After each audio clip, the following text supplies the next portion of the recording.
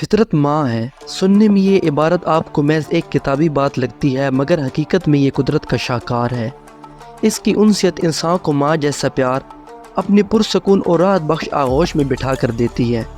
اللہ تعالیٰ نے انسان کو انگن نعمتوں سے نوازا اور ساتھ اس کے رہنے کے لیے ایسے دل فریب اور راحت سے بھرپور فطرت کے مناظر اس روئے زمین پر تخلیق کیے کہ انسان ایک دفعہ بس دہلیز پہ پہنچ جائے۔ اس کی تمام جسمانی تھکن ہو یا دنیاوی مسائل کا وزن چند لمحات میں انسان کو اپنی راحت اور دل فریب سیر انگیز خوبصورتی سے چھٹکارا دلاتی ہے۔ روئے زمین پر ایسے ممالک ہیں جنہیں دنیا میں جنت سے تشبیہ دی جاتی ہے۔ ان خوبصورت اور دلکش قدرتی و فطری مناظر سے مالا مال ممالک میں سوئٹزرلینڈ، ناروے، کشمیر وغیرہ شامل ہیں۔ ہر سال کروڑوں سیاح فطرت کے ان مناظر سے لطف اندوز ہونے کے لیے پہنچ جاتے ہیں۔ پاکستان کو بھی اللہ تعالیٰ نے لاتعداد قدرتی و فطری حسن سے مالا مال علاقوں سے نوازا۔ کشمیر، گلگت، سوات اور تمام نادرن ایریا خوبصورتی میں اپنی مثال آپ ہیں۔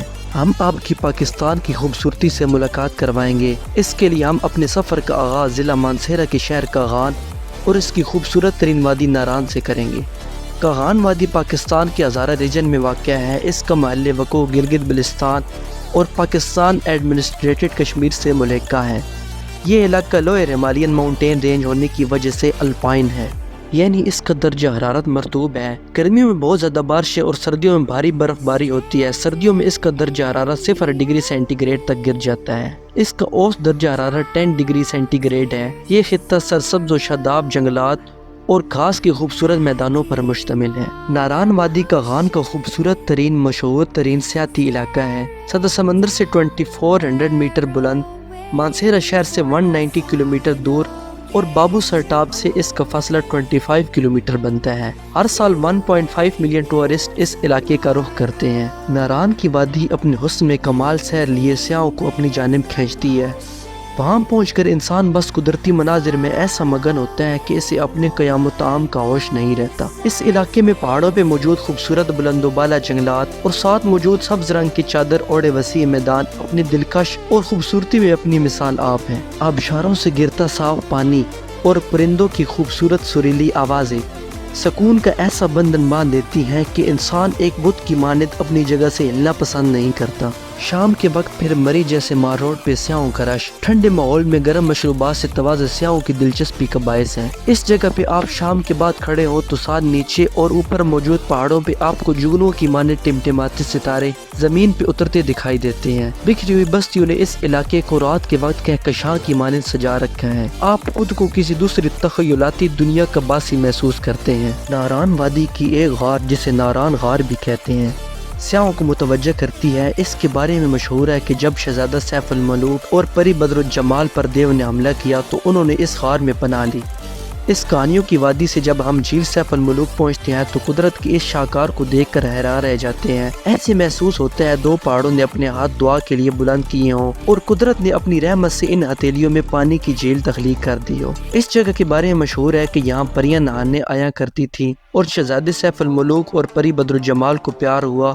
اسی مناسبت سے اس جھیل کا نام سیف الملوک پڑا۔ جھیل سیف الملوک پوری دنیا میں شہرت کی حامل پہچان ہے۔ ناران کے پہاڑوں کے ساتھ چلتا دریا کنہار جو کسی وفادار دوست کی مانند ساتھ دیتا دکھائی دیتا ہے اور اپنے صاف و شفاف ٹھنڈے پانی سے آنے والوں کی توازیہ اور منچلوں کے لیے کشتی رانی جیسے مشاغل فراہم کرتا دکھائی دیتا ہے۔ سونی آبشار بالکل عین سڑک کے کنارے واقع ہے اور گزرتے سیاحوں کو اپنے حسن سے گرویدہ بناتی ہے۔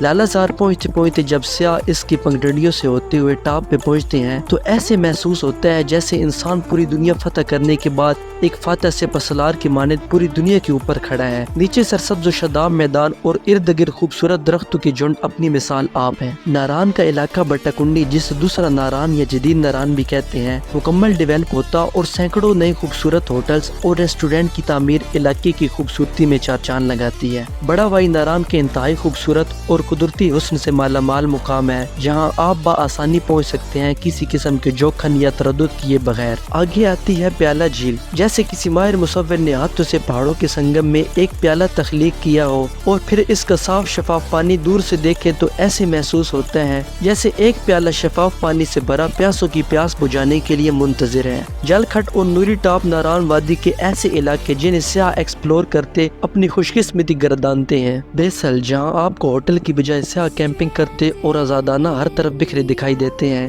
لولو سار جھیل بھی اپنی خوبصورتی اور دلکشی میں اپنا مقام رکھتی ہے۔ ناران کی سیر پہ آئے سیاح اس قدرتی حسن سے شرابور لوٹتے ہیں۔ بابو سر ٹاپ اس حسین وادی کے اختتام اس بلند و بالا پرکشش مقام پہ ہوتا ہے۔ بابو سر ٹاپ کو gateway of Gilgit Baltistan بھی کہا جاتا ہے۔ اس علاقے کی سب سے رومانٹک اور دل فریب جگہ آنسو لیک ہے، جسے آنسو جھیل بھی کہتے ہیں۔ اس کی شکل انسانی آنکھ سے گرتے آنسو کی مانند ہے۔ یہ علاقہ اس قدر سحر انگیز اور اپنے اندر چھپائے داستانوں کا ماخذ ہے کہ یہاں پہ آیا سیاح واپسی کو اپنے لیے کسی امتحان سے کم نہیں سمجھتا۔ بے شک واپسی فکر معاش کی بدولت کرنا پڑتی ہے، مگر اس کی جازیت اور دل فریبی لمبا عرصہ انسان کو اپنے سحر میں مبتلا رکھتی ہے۔